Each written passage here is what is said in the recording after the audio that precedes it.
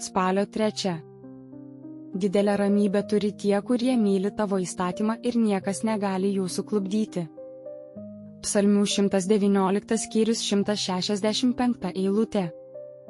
Turime kaskart vis daugiau ir daugiau prašyti malonės, išminties, dvasios vaisių, galimybių tarnauti viešpačiui bei broliams ir vis didesnio augimo į Dievo sūnaus panašumą. Ir kas gali abejoti, kad išpildžius šias sąlygas Dievo ramybė, kuri perviršyje mūsų supratimą, neapsaugos mūsų širdžių ir minčių. Ši ramybė jau pati savaime išsklaido didžiausią blogį, kuris paliečia daugelį žmonių. Šiose ramybės pripildytose širdise savanaudiškumui ir ambicijai nebeliks vietos.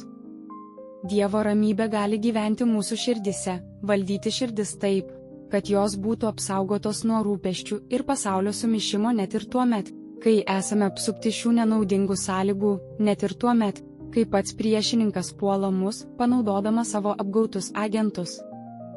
Dievo įstatymas jo pasišventusiems žmonėms susideda iš pareigos meilės ir nesavanaudiškos meilės. O tai yra Dievo žodžio įsakymai. Tačiau daugelyje šventojo rašto eilučių žodis įstatymas turi daug platesnę reikšmę, o tai yra ir doktrinos, pažadai, pamokymai, pranašystės, istorijos ir žodžio tipai.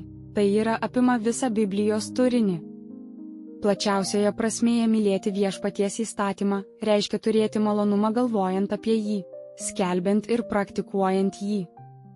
Dievo įstatymo mylėtojai turi širdies ir proto poilsį, nes žino, kad visi daiktai išvien veikia jų ir visos žmonijos gėriui bei Dievo garbei.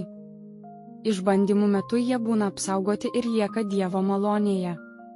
Tokiu būdu jie išsaugo ramybę, dėka viešpaties žodžio ir jo apvaizdos. Klausimai, kokius šią savaitę turėjau išbandymus susijusius su šiuo tekstu?